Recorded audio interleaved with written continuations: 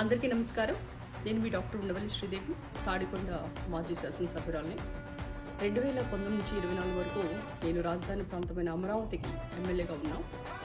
నేను ఎలక్షన్ వెళ్ళకముందు జగన్మోహన్ రెడ్డి గారిని అడిగాను, అమరావతి రాజధాని కదా అని. అవును, ఇదే రాజధాని అని చెప్పాడు. ఎలక్షన్లు అయిన తర్వాత ముందొక మాట వెనుకొక మాట, లేదు కూచ్ ఇది 3 రాజధానులు ఉంటుంది, సింగిల్ రాజధాని కాదు అని చెప్పాడు. సో అమరావతి అనేది లెజిస్లేటివ్ క్యాపిటల్గా మిగిలింది, executive capital Vizag, judicial capital Kurnool అని చెప్పాం. సో అమరావతికి సంబంధించి ఏ ఒక్క పని కూడా చేయకపోవటం, కనీసం అక్కడున్న రాజధాని రైతులకి పౌరులు కూడా వేయకపోవటం, ఆ రోజు ఎన్నో ప్రాబ్లమ్స్, ఎన్ని ధర్నాలు చేశారో ప్రజలు మీరు గమనించాలి. ఎందుకంటే వాళ్ళు 16 రోజుల పైన ఎండనక వాననక ఏ విధంగా ధర్నాలు చేశారో, మరి వాళ్ళు ఏ విధంగా ప్రజా పోరాటం చేశారో, వాళ్ళ ముఖవాణి దీక్షతో ఏ విధంగా రోడ్డుపైకి వచ్చి వంట వార్పు చేసి ఏ విధంగా మరి పోరాటం చేశారో, ఈ పోరాటానికి ఈరోజు నిజంగా సమాప్తి వచ్చింది. ఎందుకంటే సత్యమేవ జయతే అంటారు. సత్యం జరగడానికి కొంచెం చరిత్రలో కొంచెం టైం పట్టవచ్చు, కానీ అంతిమ విజయం సత్యందే. కనుక ఈరోజు నిజంగా ఈ పార్లమెంటు సాక్షిగా అమరావతి రాజధాని అని చేయటం అనేది నిజంగా అమరావతికి పట్టం కట్టడమే. ఇది అమరావతికి నిజంగా వచ్చిన గౌరవం. అలనాడు జగన్మోహన్ రెడ్డి గారు ఏ విధంగా అంబేద్కర్ రాజ్యాంగాన్ని పక్కన పెట్టి రాజారెడ్డి రాజ్యాంగాన్ని ఎలా తీసాడో మీకు తెలుసు. అక్కడున్న అధికారులు అయితే ఏంటి, రైతులను అయితే ఏంటి, క్యాడర్ని కూడా నాయకులందరూ కేసులు పెట్టి చాలామంది కూడా ఎంతో వాళ్ళ సంక్షోభానికి గురయ్యారు. ఏ విధంగా రాష్ట్రాన్ని విధ్వంసం చేశాడో మీ అందరికీ తెలుసు.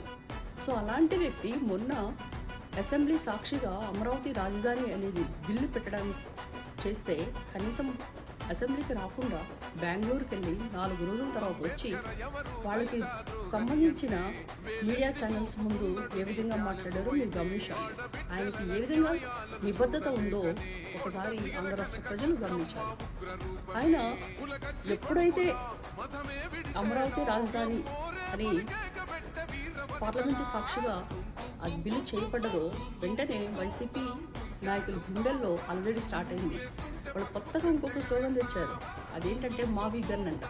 అంటే మచిలీపట్నం, విజయవాడ, గుంటూరు మధ్య పెట్టాలి. అప్పుడేమో ప్రాంతాల మధ్య చిచ్చు పెట్టి ఇప్పుడు జిల్లాల మధ్య చిచ్చు పెడుతున్నాడు. అంటే ప్రజలెవరు కూడా సంతోషంగా ఉండొద్దు, సుఖశాంతులు ఉండొద్దు. అలనాడు పెట్టుబడులు పెట్టడానికి భయపడ్డ పెట్టుబడిదారులకి మరి సంక్షేమం కొరకు ముందుకొచ్చిన వాళ్ళకి ఈరోజు చట్టబద్ధంగా రక్షణ కల్పించడానికి బిల్లు తీసుకుని వస్తే దానికి మద్దతు పలకుండా 40 పార్టీలు పార్లమెంటులో అమరావతి బిల్లుకి మద్దతు పలికితే వైసీపీ పార్టీ మాత్రం వాకౌట్ చేయడం అనేది ఏ విధంగా ఉందో మీరు గమనించాలి ప్రజలు. ఈరోజు కనుక మీరు అమరావతికి నిబద్ధతకి, అమరావతికి కట్టడానికి, నవనిర్మాణానికి కట్టుబడే వ్యక్తి సిబిఎన్ గారు.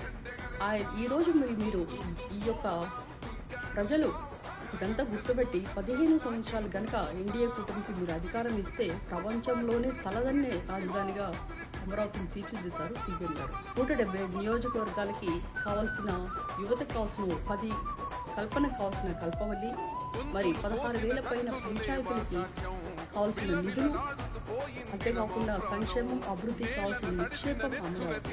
కనుక ఈరోజు అమరావతికి ఈ విధంగా సమయం కొంచెం పట్టినా కానీ నిజంగా చట్టబద్ధత కల్పించడం అనేది మనందరూ కూడా ఆంధ్ర ప్రజలు ఎంతో గర్వించదగ్గ సమయం. కనుకనే ఈరోజు మనందరూ కూడా బాణాసంచాలు కాల్చుకొని కేకులు కట్ చేసుకుని మరి ప్రజలు ఎంత సంతోషంగా ఉన్నారంటే వాళ్ళు పడ్డ క్షోభ నరమానవుడు కూడా ఎవరికి రాకూడదు. ఎందుకంటే ఎప్పుడైతే ఈ యొక్క అమరావతిని కమరావతి అని ఏ విధంగా కులాల పేరుతో చిచ్చుపెట్టి ఏ విధంగా అమరావతిని కుళ్ళబడిచారో ప్రజలు గమనించారు. నిజంగా ఈరోజు ఎంతో సంతోషకరమైన విషయం. కనుక మనందరం కలిసి ఒకసారి సీఎం గారికి, పవన్ కళ్యాణ్ గారికి, మోడీ గారికి అందరం కూడా కృతజ్ఞతలు చెప్తూ జై అమరావతి, జై జై అమరావతి.